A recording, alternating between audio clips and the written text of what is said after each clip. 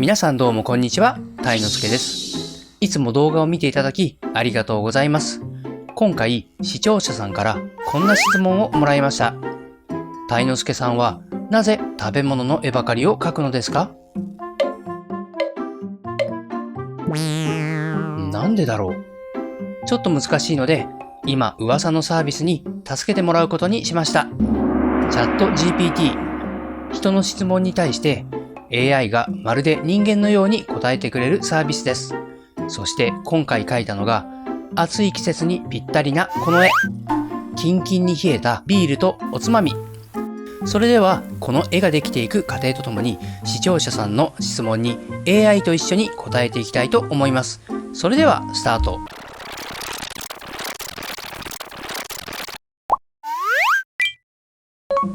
まずは下書きから書いています。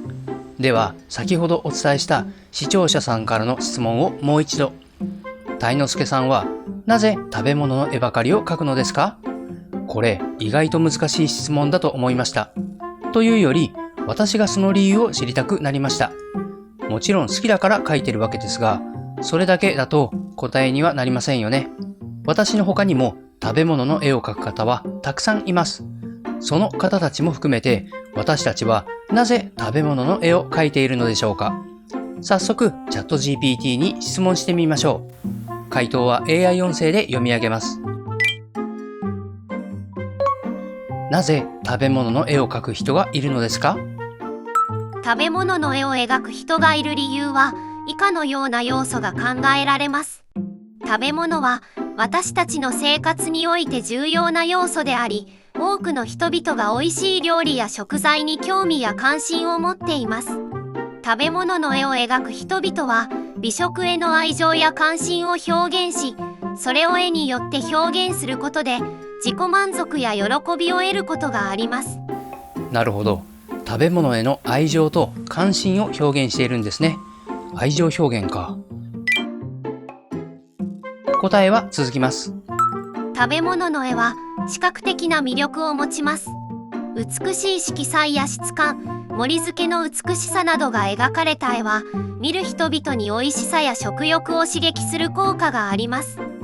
食べ物の絵を描く人々はその視覚的な魅力やアピールを楽しむことがあります。視覚的な魅力を使って見る人の食欲を刺激することを楽しんでいる。つまり食テロをやって楽しんでいるんですね。これ実はすごくわかるんです。食テロというやり方を使って見る人の共感を得たいのです。美味しそうにかけたから見てと問いかけて美味しそうと感じてもらう。この共感を得た時に達成感を得るんです。チャット GPT の答えは続きます。食べ物の絵を描くことは創造的な表現の一形態です。自分のアイデアやイメージを具現化することでクリエイティブな表現の喜びや楽しみを得ることができます。食べ物の絵を描く人々はその創造的な活動を通じて自己表現を楽しんでいます。食べ物の絵を描くことも創造的な表現方法で自己表現の一つ。それを楽しんでいるということですね。確かに食べ物の絵といってもいろいろな種類がありますよね。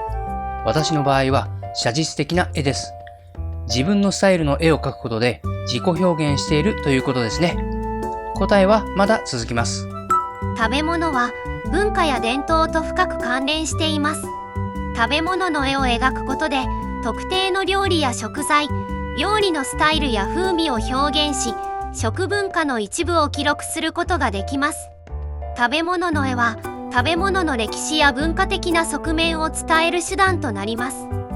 食文化の表現と記録ということですね。これはとても同感です。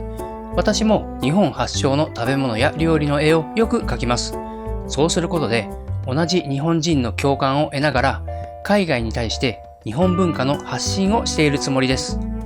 以上のような理由から食べ物の絵を描く人々は美食への愛情や関心、視覚的な魅力、創造的な表現の楽しみ、食文化の表現と記録などを求めています。